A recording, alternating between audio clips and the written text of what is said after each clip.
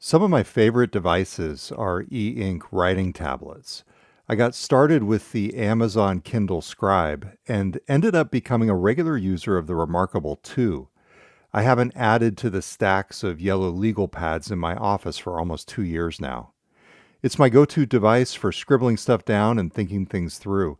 It feels almost like using a real pen and paper. Sometimes I have to remind my brain that it's not actual ink or lead flowing out of the stylus.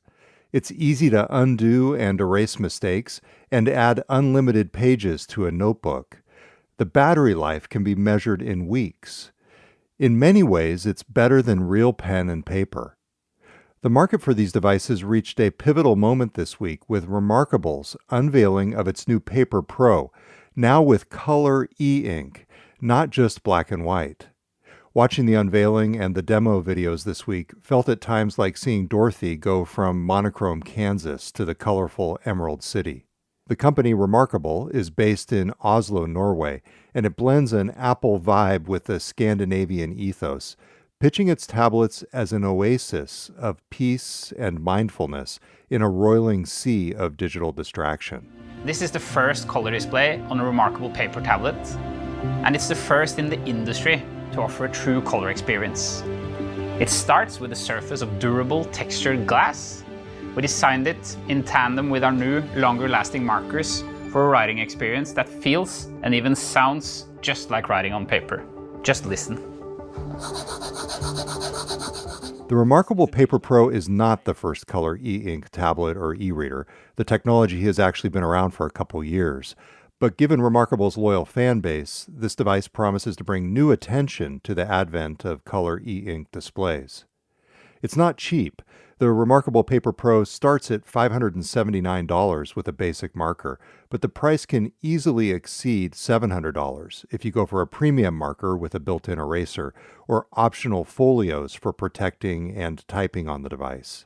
Now the big question is whether Amazon will join the trend with a color Kindle e-reader or Kindle Scribe.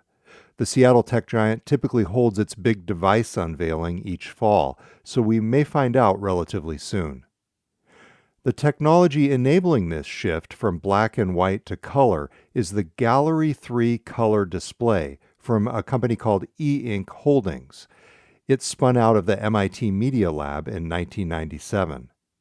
So what's really going on behind the screen? I'm GeekWire co-founder Todd Bishop. On this episode, we learn more from our guest, Timothy O'Malley, Associate Vice President of U.S. Operations at e-ink Holdings, about the evolution of the technology and the applications for e-ink displays. Tim, thanks very much for speaking with me. It's great to meet you, Todd. Likewise. So I am a heavy user of e-ink products. Although I wouldn't have known that necessarily if I wasn't into the technology, because I use it in the form of the Kindle Scribe, which I've got here, and the Remarkable 2, which I've got here, and about, I don't know, maybe a dozen Kindle e-readers that I've got over there on the shelf behind me.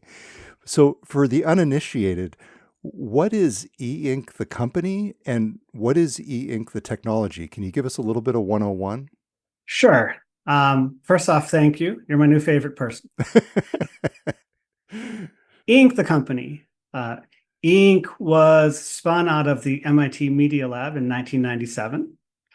And the nominal vision at the time was to make radio paper.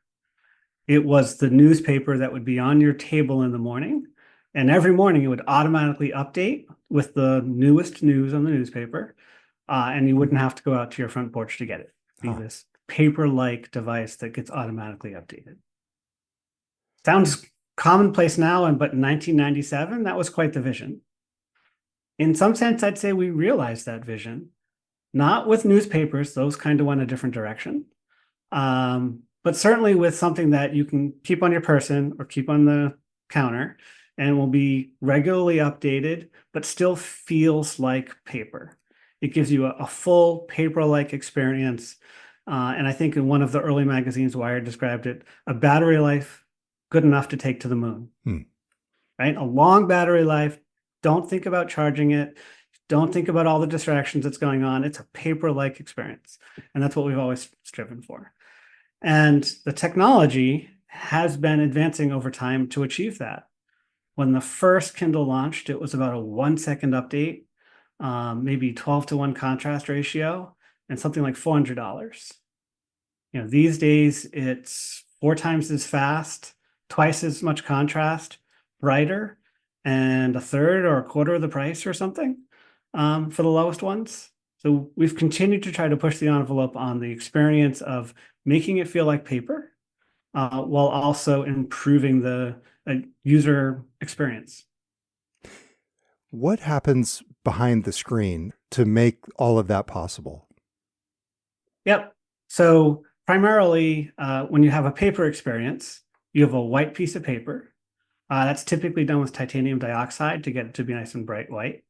And then you print on it with different particles, black for a black on white, or color for color on white. We try to use those same types of particles, with white particles also, and move them around so you have a dynamic experience. If the white is on the surface, you see a white-like paper. And if a black is on the surface or colors are mixed on the surface, you see a color. But they can be moved dynamically in that very, very thin medium where those particles are to create a dynamic digital paper. So many people are familiar with black and white e-ink, even if they don't know it by that name, from the Kindle e-readers and many other e-readers, frankly. And in recent years or recent months, we've seen this rise of new color e-ink tablets. And in fact, that's part of the impetus for our conversation here is the release this week, the announcement this week by Remarkable that it's coming out with a new color version of its writing tablet, its paper tablet, as they call it. What has prompted and what has allowed the transition from black and white e-ink to color e-ink? Good question. And there's certainly a journey there.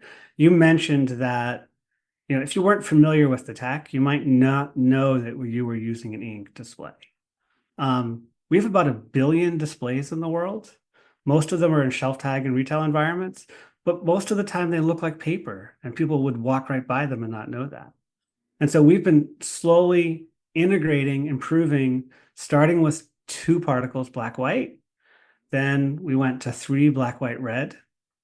Then we went to 4, but not mixing them. So black, white, red, yellow. And each one of these steps is us learning how to get better and better at controlling the placement of the particles in this very tiny space. We're talking microns, tens of microns, so that you can get that visual experience. And eventually to the point where today with the Remarkable Pro and the Canvas Color display, that Gallery 3 display, it's 4 particles, white, cyan, magenta, yellow, and the cyan, magenta, yellow mix in order to give you the appropriate color. And all of that learning and control algorithms in order to get all that placement just done perfectly in the nick of time, because it has to be super fast. That's been the journey of delivering color in order to these devices. And you might not see it when you first see the display from 10 years ago that took 10 seconds to show one color. But that was a step on the journey to us getting it down to something like 500 milliseconds in some cases with this display. I was astonished the first time I actually used a Kindle Scribe and was able to very quickly write something, and the refresh rate was just amazing. And then the Remarkable 2 in a lot of ways is an even better experience for me, at least in terms of their ability to make it feel like writing using your technology. How important has that refresh rate been in terms of increasing that? And am I thinking of it in the right way, that effectively the screen is refreshing as I'm writing across the screen? You're thinking it in the right way. In general, there's a couple different aspects of what that experience has to do in order to be pleasing to you. If you're on a notepad or a book and you want to turn the page, you want your whole page from one complete image to another complete image to be very responsive, obviously, as fast as you can. But that's not the exact same thing you're looking for when you're pen writing. When you're pen writing or pushing a button on the interface, you want the response to be as fast as possible, even if it's not done yet. You want to see the visual confirmation that it's responding to your action as quickly as possible, even if it takes another 100 milliseconds to finish that engagement. That's okay, because now your brain's like, okay, it's doing the thing. So if you take your pen and you draw circles around the display, you can sort of see how quickly it tracks the pen. And it's really fast. The earlier ones certainly weren't that fast. And one of the things that the Remarkable 2 really focused on was making sure they had that kind of response and speed. That's where they put a lot of that design energy and continued that design energy in this Pro device. We've also adopted into our material development, making sure that we could have the particles move with complete control in that tiny space fast, but stop them fast too. And so we've taken, in some cases, what was an engineering challenge. Let's make sure that the engineering of the device responds quickly, and move some of it back to the science of our materials. Make sure the particles respond quickly, so that we can then make it easier for people to develop those devices. You explained earlier that there are essentially 4 particles behind the scenes, four different colors, if I understood correctly. Itty baby particles. Yes.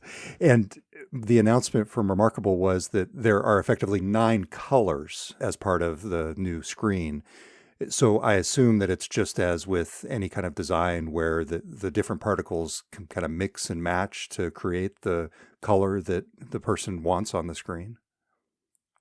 In essence, yes. There's a whole range of color science it's very deep, and I am not an expert. The right way to think of it is they've picked 9 markers, if you like, that you can use on the display, that you can use as your pen. But you know that if you had 9 markers, you could create, you could draw, I can't draw, but somebody could draw a really colorful image by mixing the colors even more than that. So we generally say Gallery 3 can do something like 10,000 color palette. But narrowing it down to the right number for your pen input on a device, Remarkable Pro has chosen to choose 9. It gives a fast response with those 9. It's a very controlled number of options. It's a flexible number of options. I can see why they would make that choice. I want to make sure I understand. When you're saying Gallery 3, I don't actually know what that is. What is that? Fair point. So the Gallery 3 device is the display module device that e-ink makes and sells. Got it. It embodies our electronic ink film technology. It embodies the TFT in the back in order to do the XYY resolution. And then a company such as Remarkable would buy that and integrate it into their own device and design in order to deliver a full user experience.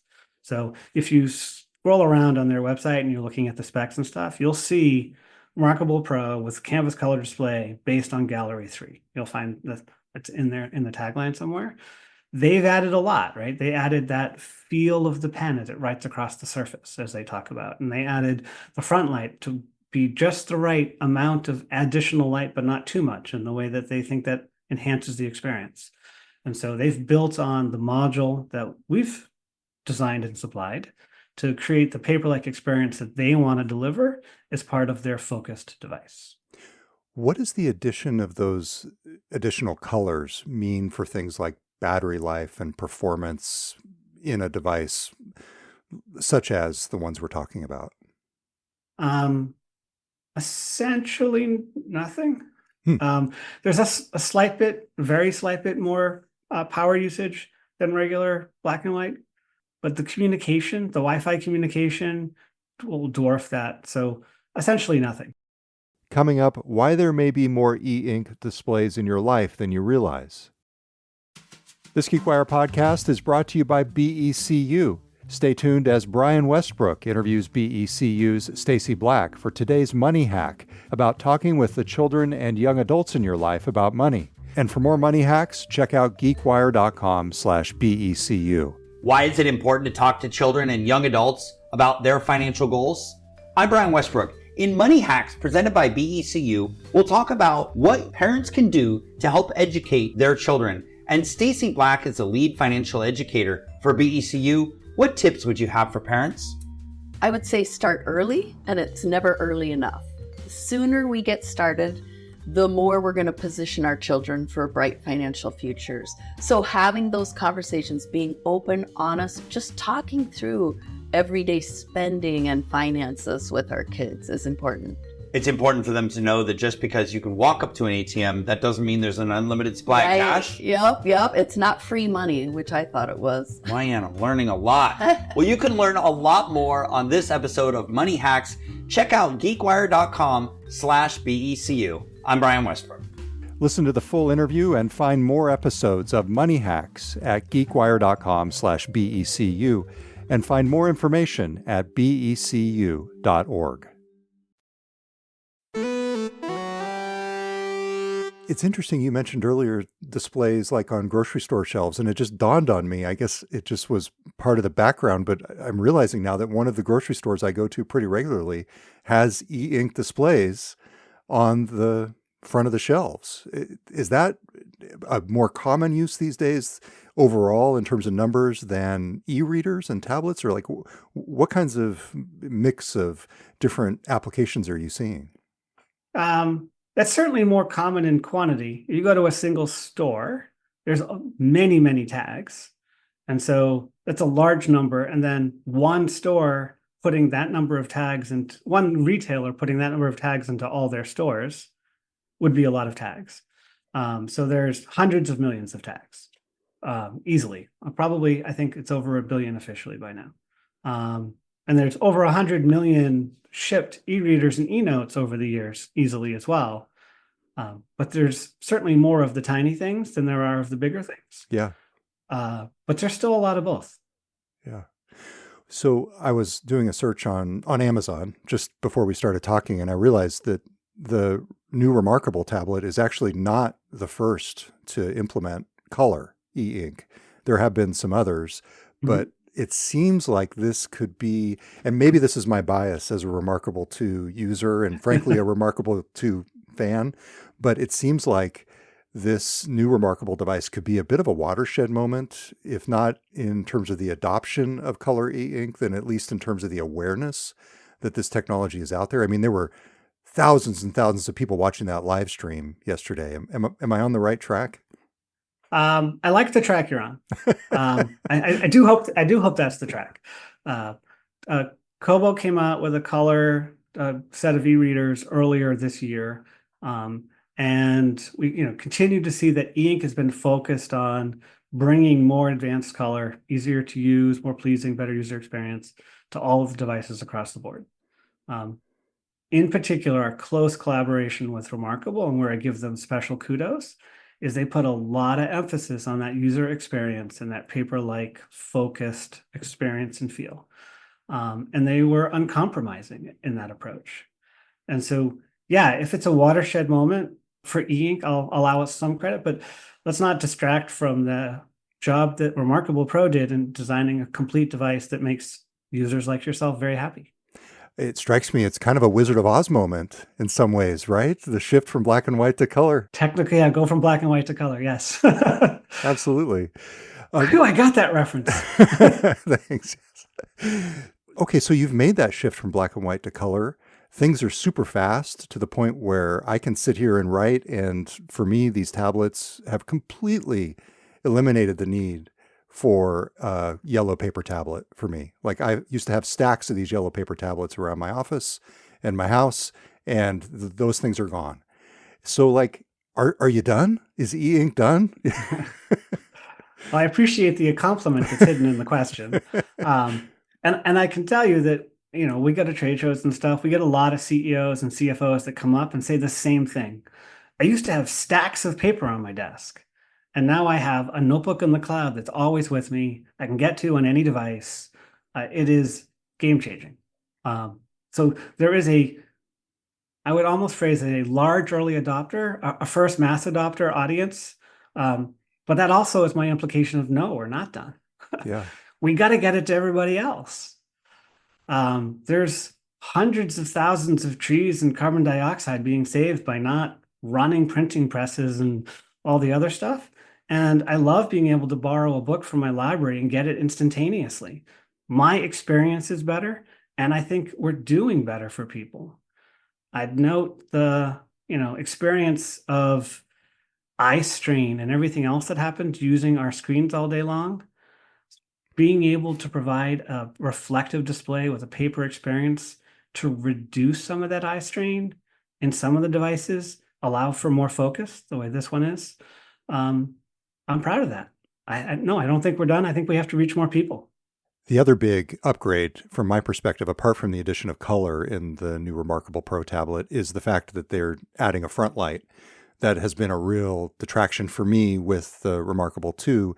I've been on a plane before and writing notes and just realized, the sun went down outside and suddenly I can't see. And, it's kind of a hassle to have to turn on the overhead light. I've been in that awkward situation, and they are adding the front light.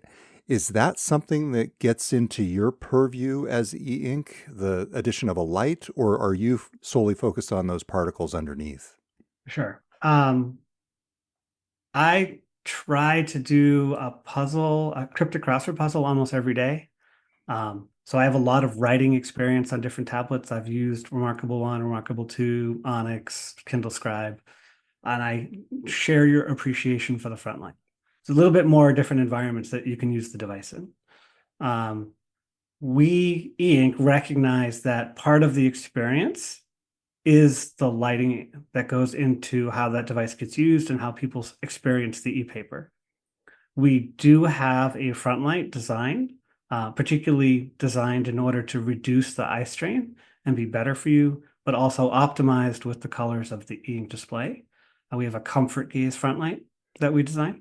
That's an option for people to choose.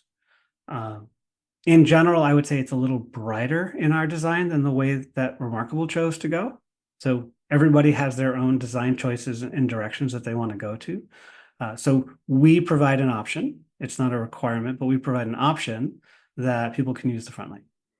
And for folks out there who may be listening to this, the distinction between front light and backlight is important here. And my layperson's understanding of this is with a front light, the light essentially goes out over the screen and down, as opposed to a backlight that would come up through the screen and into the eyes. And that's one of the reasons why the eye strain is less with something like a front light. Absolutely. That's pretty much dead on. Next up, the strategic trade-offs being made by some of the biggest players in the market. Remarkable really strikes me as an interesting company, and this came through yesterday. And I realize you're here as a representative of e-ink and not as an industry analyst, but as a user as well. I love all my children. Okay, all right, good. Exactly. The thing that really struck me from some of the comments during that event yesterday was, number one, the fact that they spent 4 years developing this thing in an industry where, as they noted, there's a lot of pressure to be on an annual cycle. Here's Marcus Wanberg, the Remarkable founder, during the launch of the Remarkable Paper Pro this week. Some companies, they put out new products every year just to put out the new product. We wanted the next step for paper tablet to be meaningful and significant. So we worked over 4 years to develop a really step change for users and what they experience with a paper tablet. In the same way, they've also taken themselves out of this plague that the rest of the world is in terms of notifications and distraction. And it's this almost refreshing oasis in the technology world that they've created for themselves. But it also seems to go along with the ethos of e-ink as well. You're not in that world of hitting people with something from their TikTok. You're giving them something much more meaningful, almost as a manifestation of the technology that your company's developing.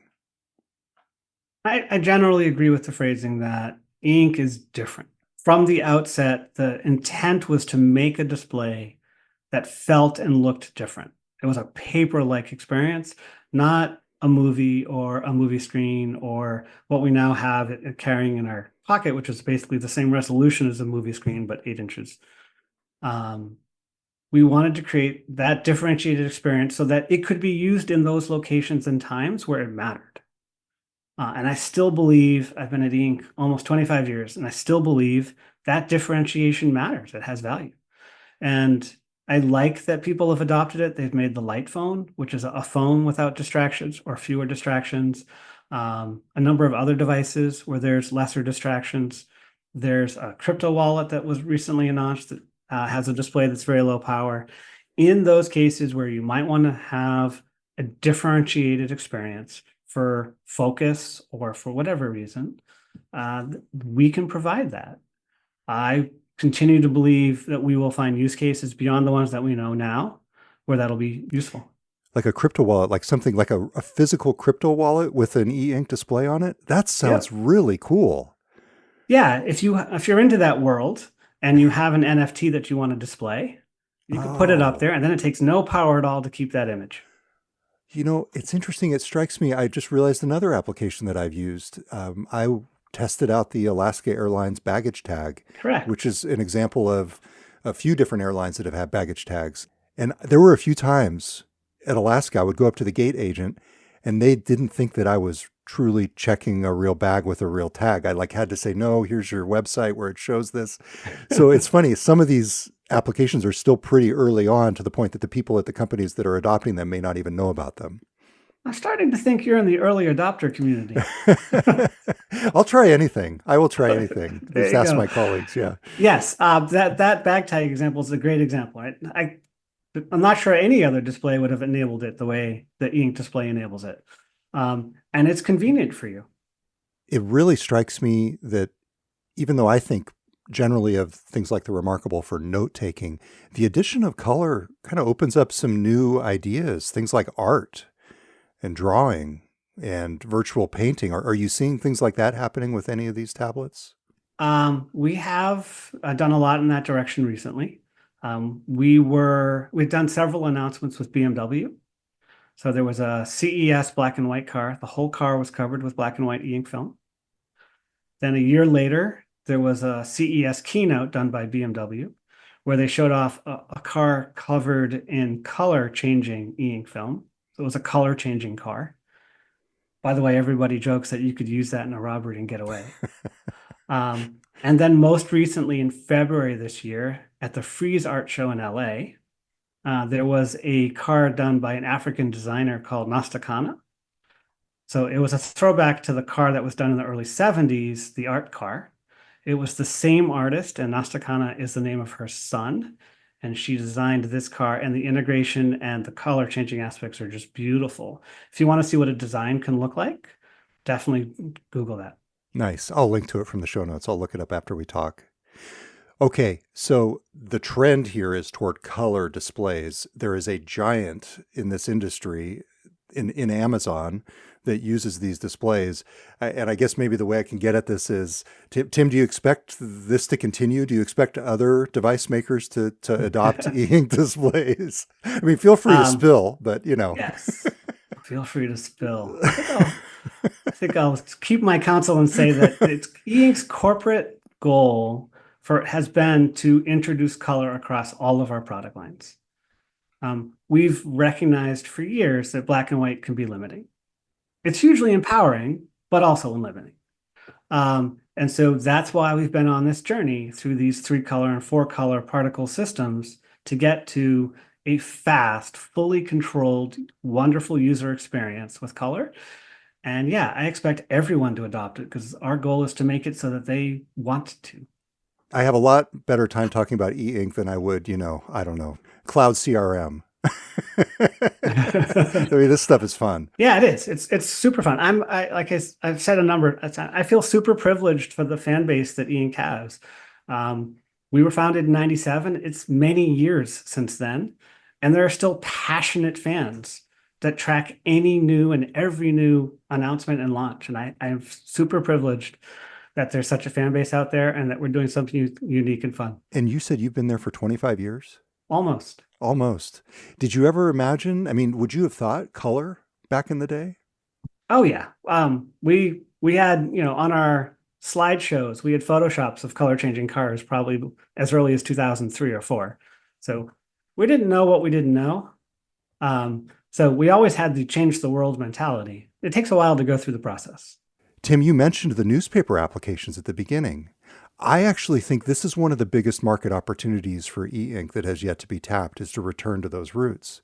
Because here, I'll tell you what I do, and actually it's one of the reasons why I'm thinking about getting the new color Remarkable. I subscribe to, just as an example, the Seattle Times and the Wall Street Journal. And I go into their print replicas and I download the PDFs, and it's this cumbersome process. It's, it's not that hard, but it's not seamless, of getting those PDFs through send to Kindle or send to Remarkable or print to Remarkable onto the device.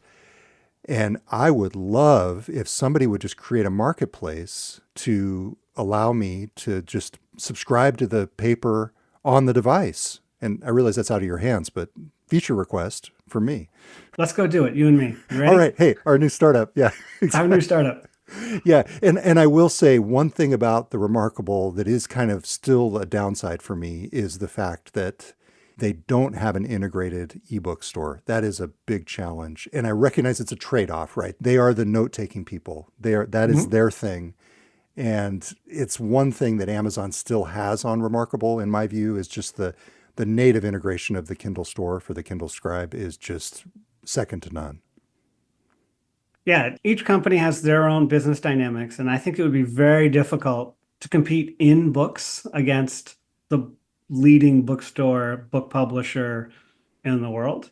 And so they've made their choice and gone in a direction, and I fully applaud them for it. And their design is bar none wonderful. Yes, absolutely. But I can understand your comment as well. Yeah, and it's a good startup lesson in and of itself. Pick your lane, stick with it, do what you do, and be the best at it. Tim O'Malley, thank you very much for speaking with me. It was my pleasure, Todd. Thanks for listening. I'm GeekWire co-founder Todd Bishop. We'll be back soon with a new episode of the GeekWire podcast.